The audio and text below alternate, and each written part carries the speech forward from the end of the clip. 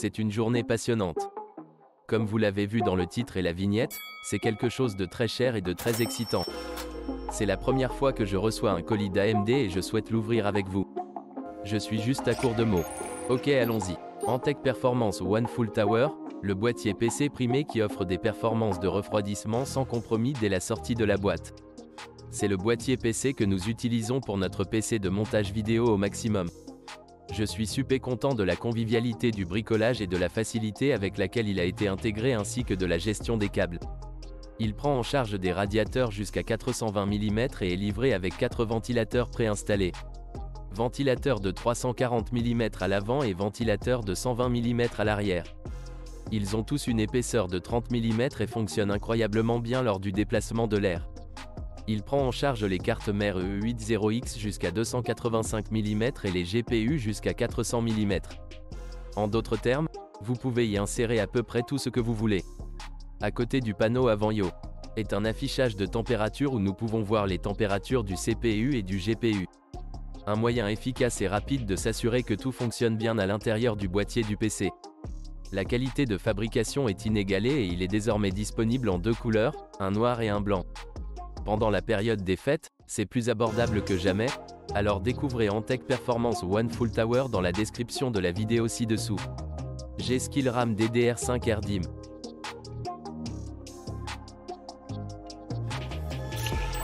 Oh mon Dieu, oh mon Dieu. Attends une seconde.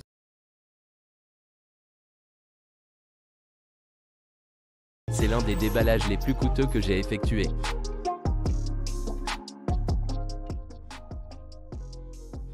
Tout d'abord, ce que nous avons ici est le NZXT Kraken 360 mm. Quel est le numéro de modèle exact de cela? Je ne suis pas tout à fait sûr, mais c'est celui avec LCD sur le devant et c'est en fait la pompe ACTech à l'intérieur si je ne me trompe pas. Oui, la pompe ACTech de 7ème génération à l'intérieur, donc les ventilateurs NZXT, mais la pompe elle-même et celle-ci proviennent d'une autre société.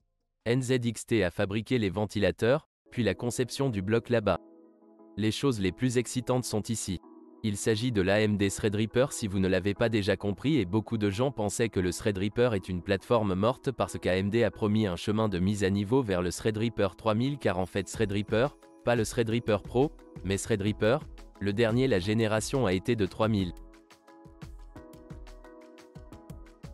Ils ont sauté le 5000 et maintenant ils l'ont ramené avec le 7000, mais d'une toute nouvelle manière parce que le Pro et autres, vous savez, les ordinateurs de bureau haut de gamme et la gamme Pro, ils sont en quelque sorte mélangés et laissez-moi vous expliquer cela dans un moment. Il s'agit du Ryzen Threadripper 7980X. 80X qui n'existait pas auparavant. Nous avions 90X et nous avions 70X, 60X et voici 7970X. Il s'agit donc d'un 32 cœurs et celui-ci d'un 64 cœurs. 64 cœurs 128 fils, 32 cœurs, 64 fils. Maintenant, je veux déballer ceci pour voir ce G-Score. RAM G-Skill à l'intérieur. Oh, l'autocollant G-Skill et oh, ce n'est pas aussi excitant que je le pensais.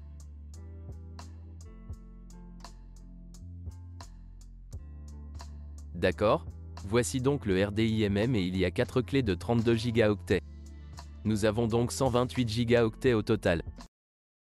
Et cela représente 6400 mégatransistors par seconde, CL32 1,4 volts. C'est donc très intéressant. Et si je ne me trompe pas, les RDIMM fonctionnent à 12 volts et non à 5 volts.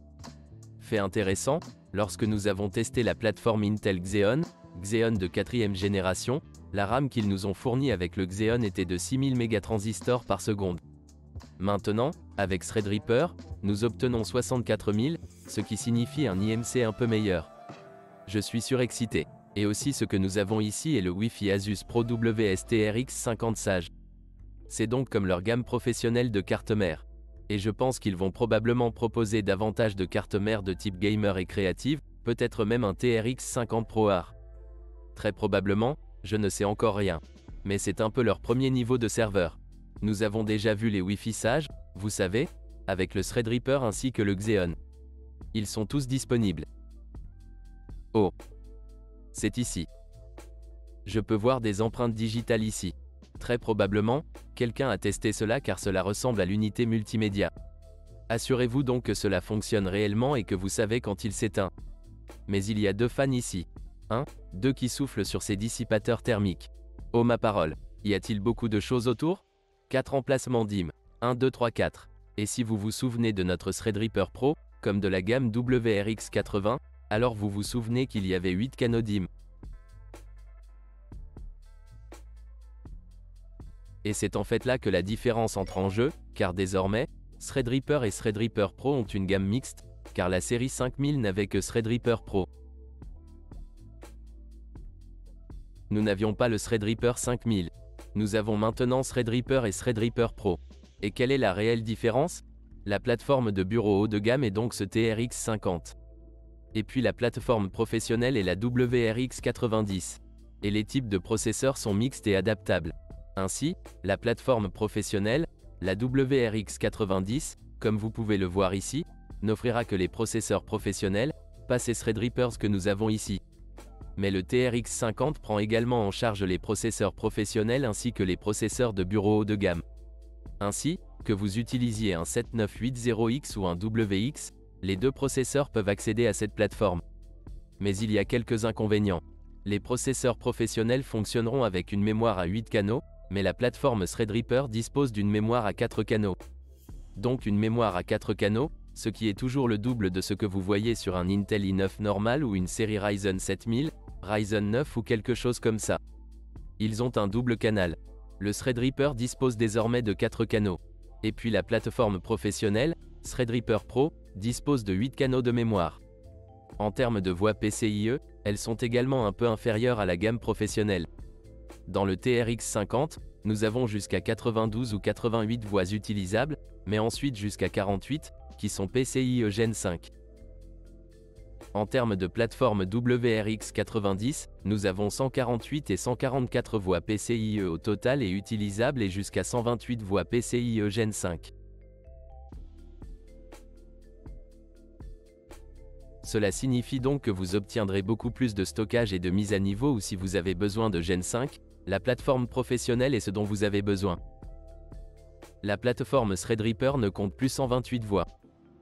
C'est en fait un peu réduit, ce qui pourrait être un inconvénient, mais cela pourrait également les rendre un peu plus abordables. Les deux plateformes prennent donc en charge l'overclocking si cela vous intéresse. Et aussi le support du processeur que j'ai déjà mentionné, il y en a un qui prend en charge uniquement les professionnels, puis le TRX50 prend en charge les ordinateurs de bureau professionnels et haut de gamme. Donc TRX50, il commence à fonctionner dans le canal principal, si cela a du sens. Ainsi, toutes les fonctionnalités professionnelles que vous allez perdre lorsque vous intégrerez ce processeur à la plateforme TRX50. Mais en même temps, vous pouvez disposer d'un processeur Threadripper Pro 79, 95, W, X à 96 cœurs sur la plateforme TRX50. Plateforme de bureau donc haut de gamme. Vous pouvez désormais disposer de processeurs avec jusqu'à 96 cœurs. Et puis, je pense que vous pourriez également obtenir plus de voix PCI, mais vous limitez les voix PCI par la carte mère et la façon dont elle tourne avec la carte mère. Donc, vous savez, c'est un petit inconvénient. Il est écrit pour un échantillon AMD, pas pour la revente. Je n'ai jamais vu cet autocollant auparavant. C'est la première fois que je fais ça. Sort dans une boîte comme ça. Oh, c'est très bien. Vous allez en avoir besoin. C'est la clé torche. En outre, cela lui permettra d'utiliser la I/O comme la I/O grand public normale de n'importe lequel dégât, car la I/O ne couvre pas vraiment l'ensemble de l'IHS. C'est juste, tu sais, de traîner là-bas. Je recommande donc fortement d'utiliser un I/O ou un refroidisseur dédié destiné à cette plateforme, même s'il est possible d'adapter n'importe quel I/O grand public avec ces supports ici, vous obtiendrez un bien meilleur refroidissement lorsque l'ensemble de l'IHS sera couvert. Il s'agit d'une clé dynamométrique. Lorsque la douille est suffisamment serrée, elle va juste commencer à cliquer. Vous l'avez peut-être déjà vu dans certaines de mes versions précédentes de Threadripper. Et voilà. Cliquez, cliquez. Tant que toutes les vis s'enclenchent, vous obtenez une étanchéité parfaite et vous n'avez pas à vous soucier de quoi que ce soit d'autre. Toutes les broches que vous avez sur votre socket, le processeur n'est pas comme suspendu à certains bacs, mais il touche en fait toutes les broches et la pression s'exerce sur chacune d'elles, car sinon vous risquez de perdre certains canaux de mémoire, ou une partie de la bande passante ou autre.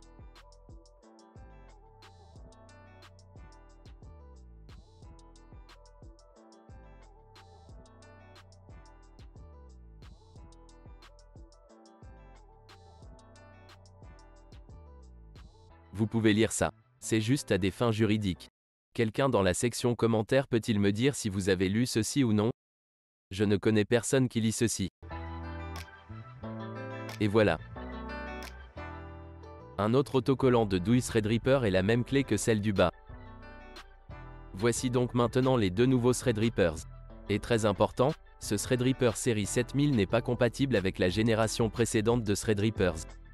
Donc, si nous avons celui-ci ici, c'est le 5995WX. Nous allons jeter un œil si c'est différent. Je veux dire, à première vue, l'IHS est de la même taille, légèrement différent cependant. Les coins sont un peu plus courbés sur la série 5000 que sur la série 7000 ici. Ils sont tous livrés avec ces supports orange et vous ne devriez pas les retirer. Vous n'avez pas besoin de les supprimer. Le CPU glissera simplement dans le socket avec ce cadre. C'est un châssis porteur, mais le processeur réel que vous pouvez voir en dessous est juste comme ça, comme 4 carrés là-bas. Oh ma parole! Cela a l'air absolument incroyable. Ils ont également un certain poids en les tenant ici. Il s'agit donc du 7980X car, désormais, le 80 est celui avec une variante à 64 cœurs. Le 80 est celui qu'ils ont ajouté car maintenant le 7995WX ou la version 9 est en fait celui avec 96 cœurs et ce 80 est avec 64 cœurs. Et voici la différence réelle entre le cœur 64 de la génération précédente et le cœur 64 de la nouvelle génération, même s'ils sont légèrement différents. Jetons également un coup d'œil en dessous. Oh, voici la grande différence maintenant. Vous pouvez voir ci-dessous pourquoi c'est différent. La disposition des broches était différente. Oh, je dois nettoyer ça. Il y a un peu de pâte thermique sur l'ancienne là. Ce que je veux faire, c'est aussi tester le poids de ceci car je pense qu'il pourrait être un peu plus lourd qu'avant. Donc, si vous regardez l'ancien Threadripper pèse 137,5 grammes. Si nous regardons le Xeon, c'est un peu plus léger, 129,5. Mais maintenant, le nouveau Threadripper pèse 164 grammes.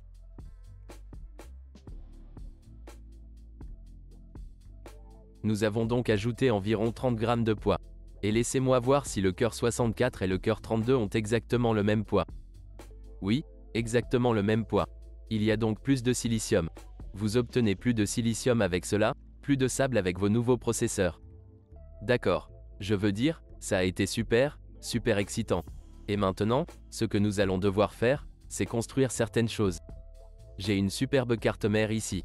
J'ai des pièces très intéressantes qui traînent, il est donc temps de les construire. Et voyons de quoi sont réellement faits ces Threadrippers pour réaliser le banc de test et, vous savez, les tester. Oh, je vous ai aussi dit que ce Threadripper augmente désormais jusqu'à 5,3 GHz sur le processeur à 32 cœurs et 5,1 sur le processeur à 64 cœurs. C'est assez fou. Est-ce ainsi que l'on peut échanger des plateformes et revenir à, eh bien, non pas revenir à, mais passer à Threadripper? Faites-moi savoir quel logiciel ou quel test vous aimeriez voir dans la description ci-dessous, s'il y a quelque chose que vous aimeriez réellement voir. Et je vous parlerai très, très bientôt.